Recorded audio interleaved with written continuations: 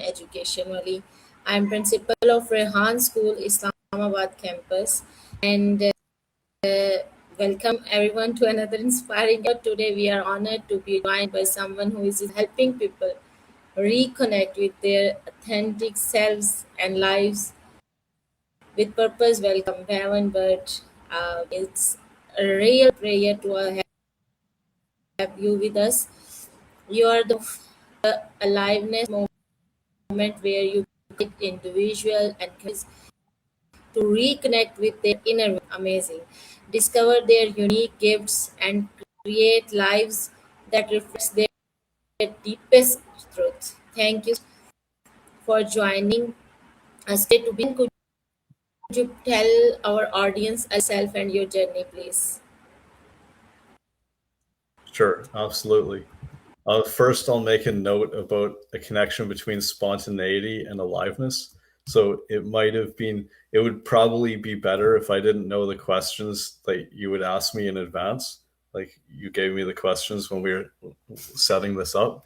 So, so I have prepared answers to some of them. So you'll probably notice like differences between the way I answer when I self reflect, if there is no preparation or if it's spontaneous versus when I refer to my notes.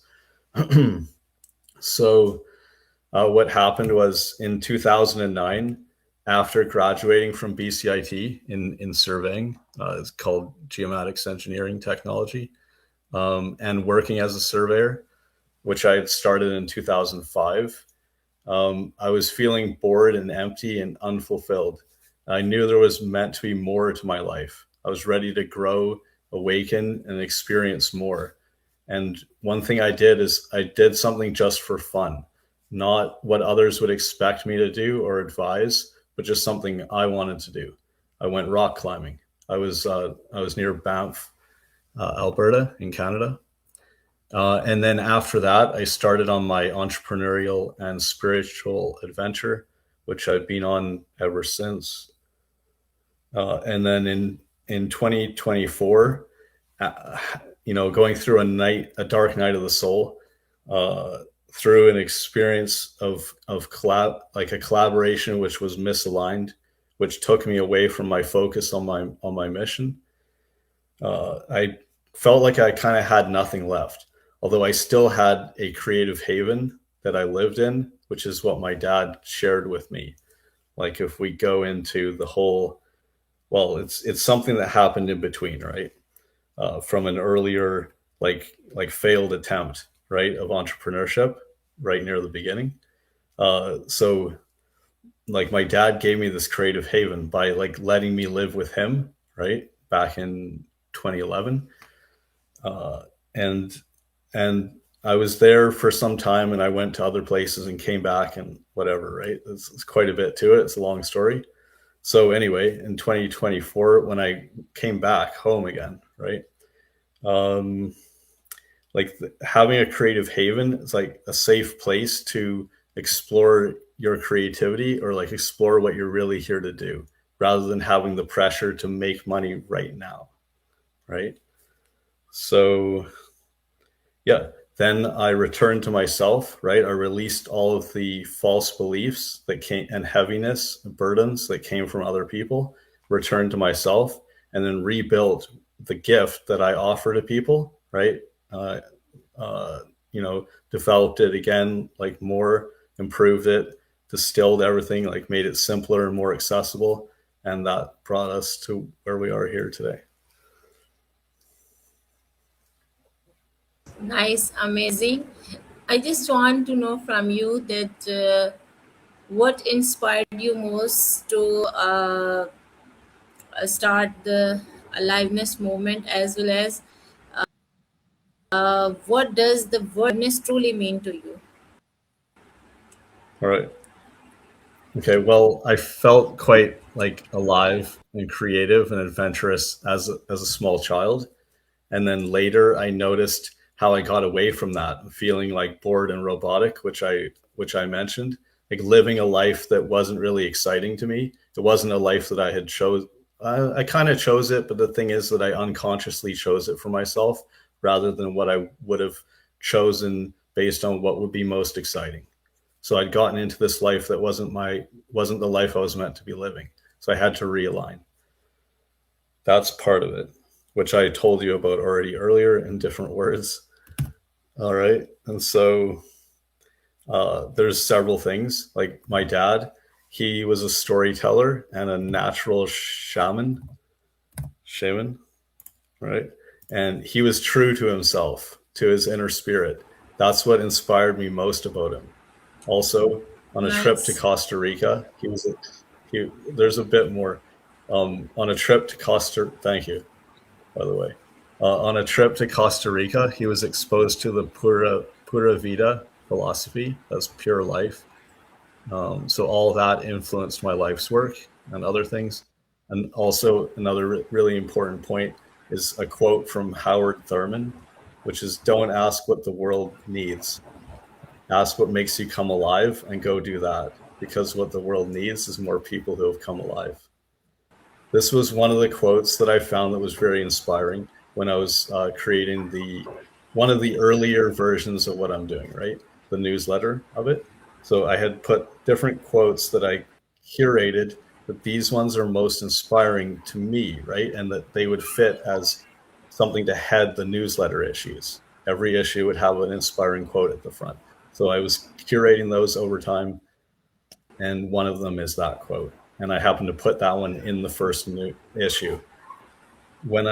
Now my dad also did get to experience that first issue, and he got to influence it a little bit as well. And then he died, right? He passed away even before it was published. So in the first issue, it has a dedication to him and his life as well, right at the front of it. Nice. So, how did your own dark night of the soul shape the person you are today? Oh yeah, another one that I've prepared for. Um, you know, what I've missed though is like what the word aliveness means, right? Or what is it about aliveness? Well, the thing is, we are consciousness. Like we're not just our mind or our body. If you identify with the infinite spirit, the infinite and eternal spirit that you are within, like what you always are. So it's important to connect with higher awareness and to evolve your consciousness intentionally, and also act on your joy and your truth, and act from inspiration from your higher self rather than from fear and limitation. So that's kind of like a recipe for aliveness right there. One way of looking at it. So the one about the dark night of the soul, how it shaped who I am now. Okay, well, yeah, I don't believe in like becoming something else, rather, but returning to who we actually are.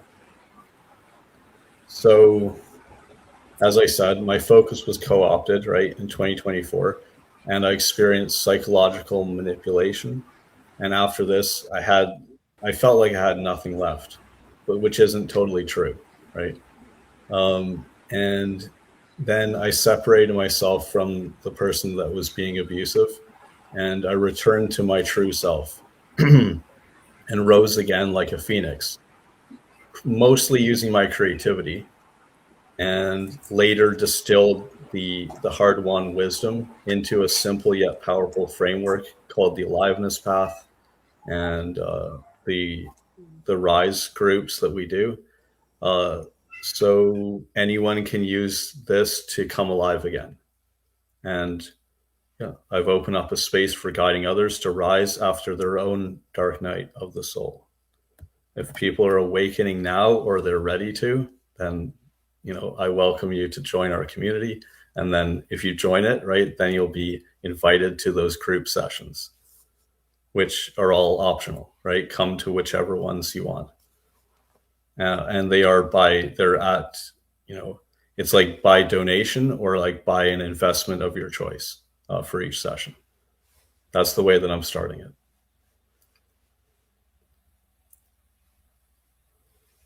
That you started like this. So, how can someone recognize that they have become disconnected from their true self? Oh, yeah. I'd say if you feel heavy instead of light, you feel limited or like constricted in some way. Mm.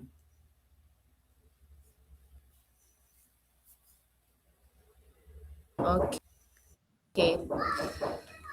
So next, I just want to know from you that how do fear and societal expectations influence our decisions? Mhm. I think they play a big role. And so uh, we have to have the courage to speak our truth. Like first, we have to tune in within and be truthful with ourselves, and then like speaking our truth is another step, another level to it. And then if other people don't accept it, then we have to either change, like by speaking our truth, we change those relationships, right? And if other people don't accept it, then we have to like leave those relationships because it's we aren't a problem. It's the other person expecting, you know, a false version of you, like that they expect. That's not what you're meant to be. That's just their idea of you, right? So if other people exploit you, then leave those relationships. So you either change the situation or you leave it and create a new situation.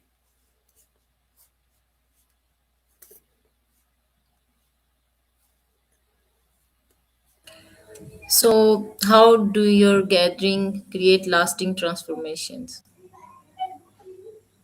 Ah, yes. Okay. Um, hmm. I think I think we may have missed one that's important. Could I do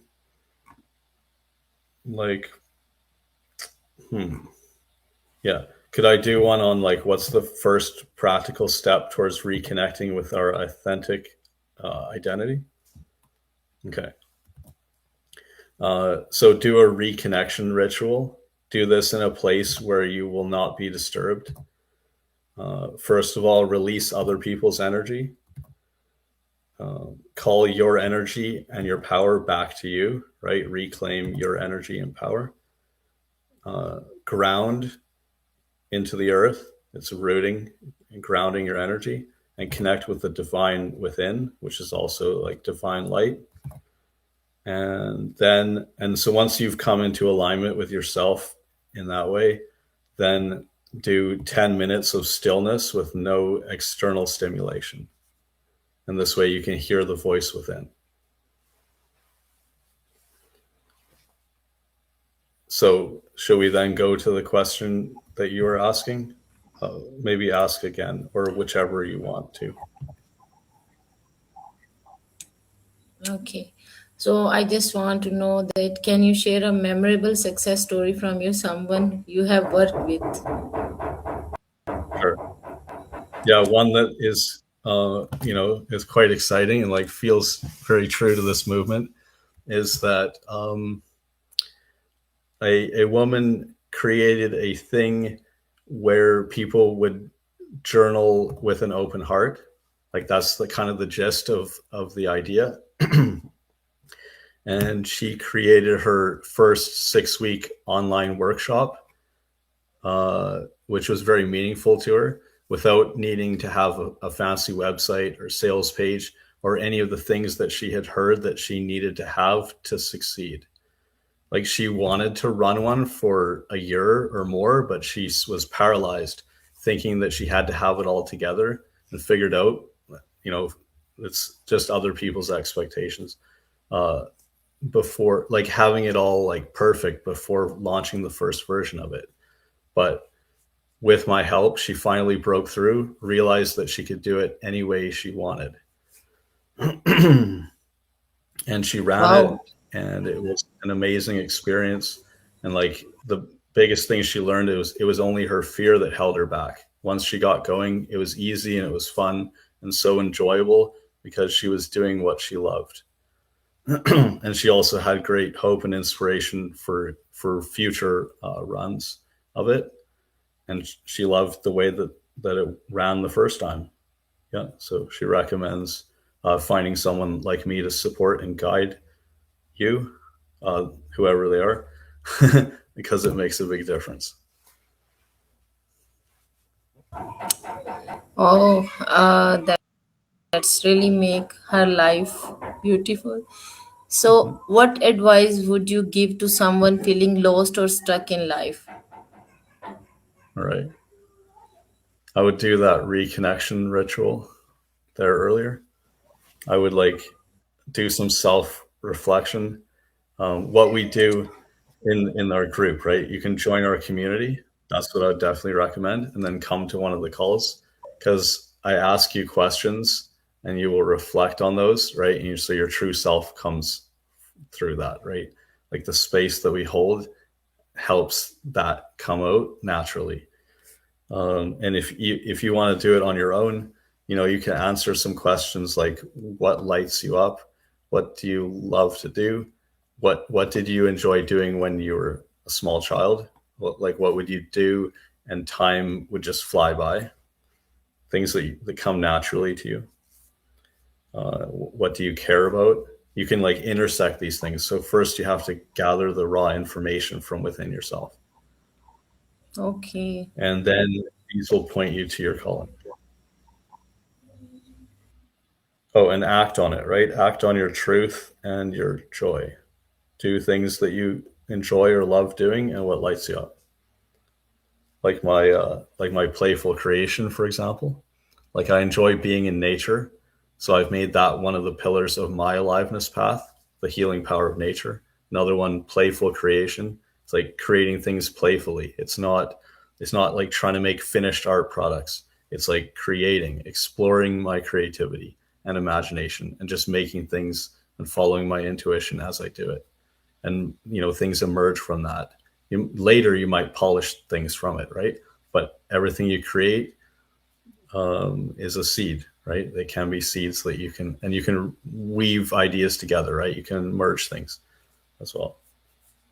And then inner work is the third pillar in my aliveness path. But the three, the main pillars of someone else's aliveness path may not be exactly the same, but you can explore some of the things that I recommend, right? And see what works best for you, and then make those into your practice. Okay. So, how can people overcome self doubt and limiting beliefs? Right.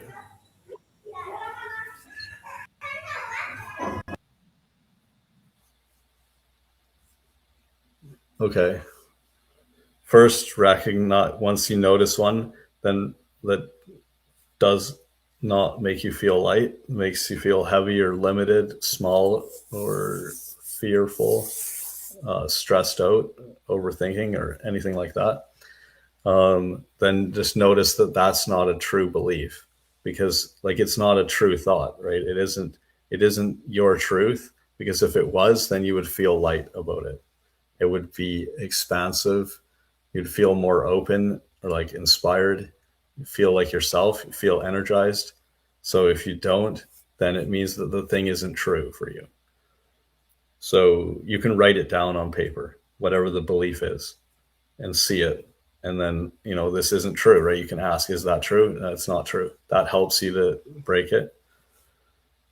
You can give compassion to yourself for having that. I'm not allowed to like teach how the process that I learned in the Compassion Key or in the Lightworkers Accelerator because of the agreement. I can practice it with people privately, one on one, but you can basically give yourself compassion for believing that thing. So accept yourself as you are and love yourself. Like, in EFT tapping, there's a phrase, the common or template, right? Pattern commonly used. So like, even though I believe that this thing, right? Or even though a part of me believes X, I love and accept myself unconditionally, that kind of thing. So you can do that. and then you can choose a new belief, right? Choose what would be more true, or what's a higher truth, or the highest truth. Just ask, like have a clipboard and a pen or whatever, and then just ask and write down whatever comes, and you can write Is the it same a thing daily practice? seven times. Yeah, you can write the same thing 7 times, like establishing the new belief. You can also say it to yourself in the mirror, right? And do something that's your identity in the present. I am, right? I am the steward of the Aliveness Movement, right? We're building creative havens all around the world and helping to create a world where everyone gets to, be their self, feel alive, and contribute to a beautiful and abundant world for all. That's an example, right? You bring it into the present and you say it, and if you make it part of your identity, that will help. So you're replacing one thing, right? Cancel, clear that thing, and you're replacing it with what you intend. So you author your own life, right? You choose it, and then take an action, right? Take an action in alignment with your identity that you chose. Okay. So these are the daily practices that that becomes stay connected with our inner wisdom. Sorry. Okay. Authentic Oh well, that leadership was look like today. what that what. Yeah. Oh, sorry. What that was saying, because you said, how do you break a limiting belief or whatever? So I was saying how to replace one. That was all the process of replacing one. Because you clear that, you get the truth one, you choose one, so you're self authoring, then take action from that identity.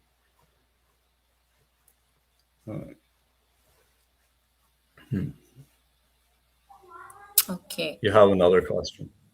Sorry. It's just what you said sounded like another thing. And so I wanted to clarify that that was just answering only that part. Oh, okay. You can continue, please. All right. Oh, I'm not sure where you want me to go. I do have more, but if you have a question for me, It's okay. I will. It's okay. Yeah, I'm just skipping some questions. How can business owners and entrepreneurs benefit from living authentically? Oh, yeah. Okay.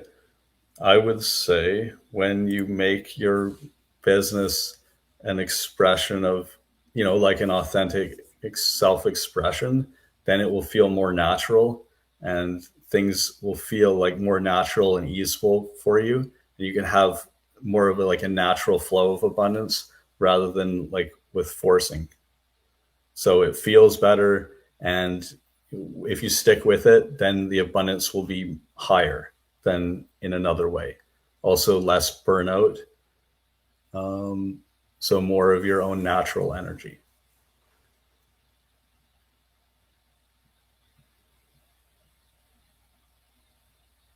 So let's talk about relationships. How relationships change when we begin living as our true selves. Yeah, it depends on the relationship. Depends on, I guess, people's beliefs and maybe karmic patterns and things. I guess if you show who you really are, then other people will also show who they really are too.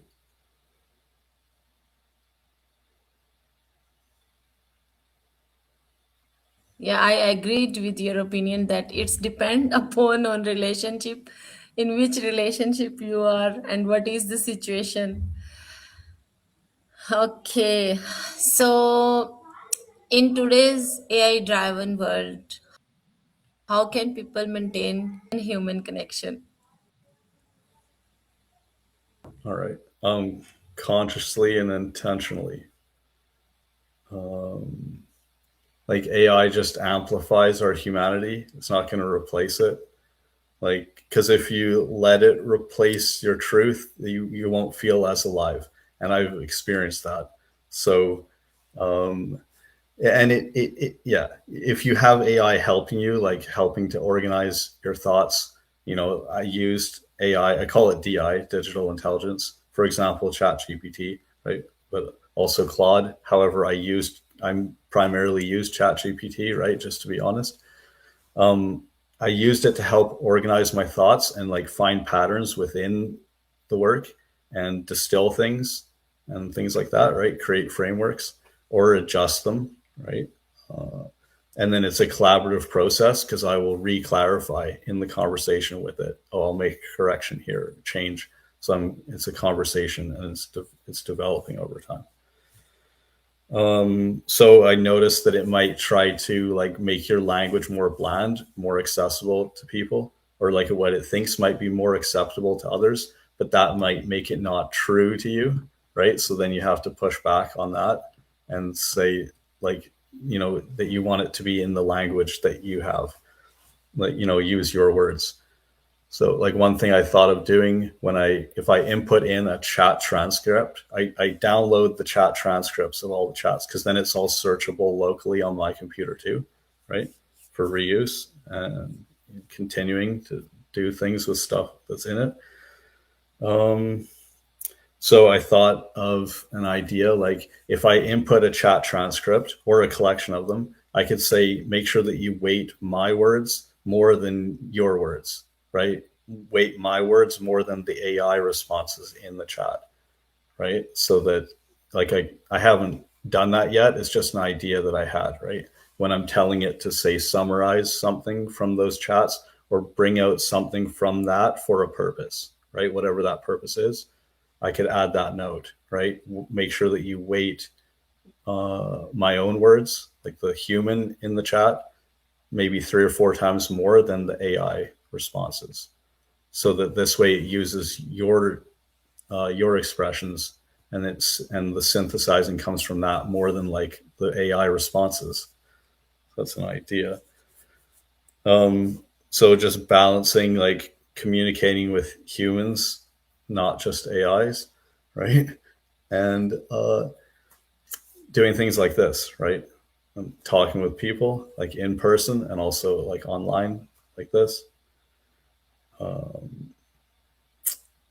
Really just like not letting the AI change your expression if it's meant to be a true self-expression thing, because then it won't resonate with people the same, and like it won't even resonate with you the same.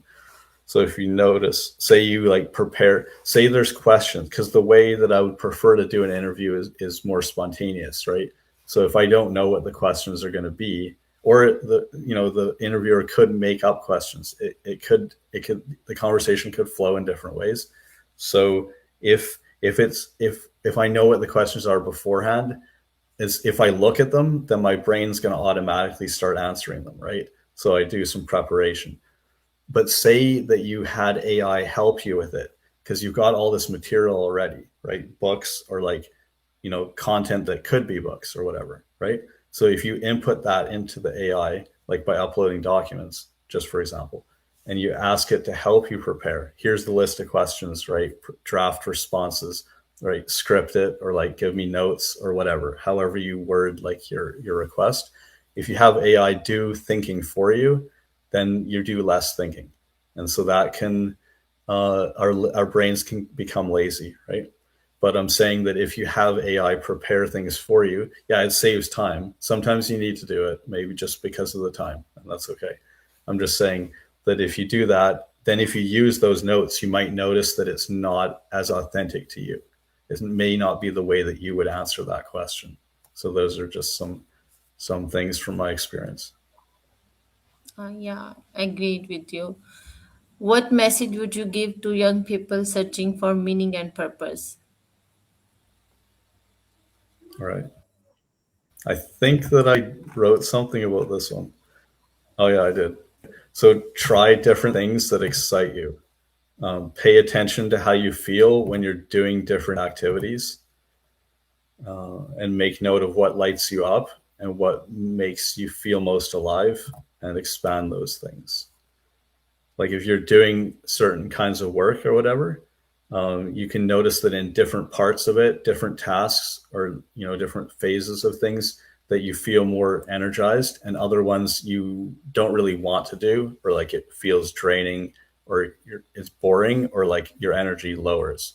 So just make note of that, because you can focus on the things that like you do best, and someone else can do those other parts, because everyone's different, right? So people are uniquely suited to doing different things. And that way you can thrive more, because you'll be more in your higher energy more of the time. So it's like continual refinement process. And at the beginning, you have to try different things, because you don't if you don't know yet.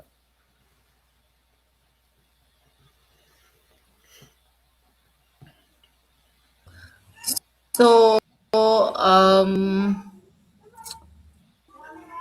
what view you have for the future of the Aliveness movement? Oh yeah, quite a lot.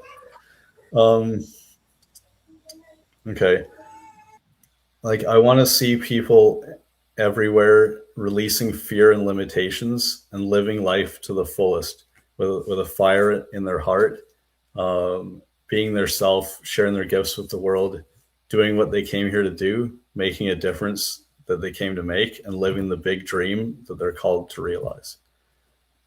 I envision creative havens all over the world, like environments where people can reconnect with their magic, creativity, and authentic selves, where the human spirit can safely express itself once more. Um, so there's like, I think I should kind of clarify. Yeah, basically, in what we do, like on Zoom, and then also in the creative havens physically, right? We'll be guiding people to align with their true self and live their highest calling. It's like helping people come fully alive and contribute meaningfully to the world, which will happen by them being fully themselves. If you want to know more about creative havens, I could share a slightly longer explanation of them, like a deeper one. Like, let me know if you want to. But to continue answering your question, yeah, a thriving ecosystem. There's various types of participants. I'll tell you more about that another time. Like that isn't prepared. It's in a different chat, but it's not right here in front of me. So that's why I say I'll share more another time. And the legacy that, oh, that's a Sure. different question. Yeah. So if you want to hear like a more So, detailed finally, we description have of creative havens, I can share that. Yeah. okay. I just request you for 30 minutes. So it's a 32 Oh, yes. or almost Went 33 over minute time. podcast. So I just finally wrap up the interview. What message Mhm. would you like to leave with our audience about living a life that is truly alive? Okay. Life is continuously inviting us into more aliveness. Let's cultivate ourselves and our communities so we can recognize those invitations from within, respond to them with courage, and help each other grow into who we're uniquely here to become.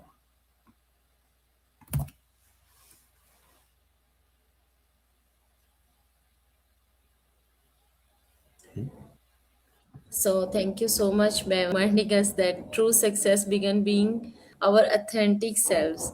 So your journey and your work are inspiring people around the world to live with greater purpose and courage. It has been a real pleasure having you on our podcast today. A big thanks again for your precious time. We will end this session. If you want to say anything, you can say. I just want to connect with you in future as well. I just want to connect my students with you for more interviews and podcasts, and even I can give you some interns, and they can do anything as a voluntarily for you. They can Oh, well. research for you. They are using AI tools. They know graphic designing. They are very smart and clever. They can know how to create websites through vibe coding. So if you need any kind of help, you can ask me in future as well. Thank you so much for your precious time Mhm. and a Well, very beautiful well, podcast. thank you very much. Yes, thank you very much. You're welcome, and thank you for your time too, and for having me on your show. Thank you. Goodbye. Allah Hafiz. Bye bye. Allah Hafiz. Thank you so much.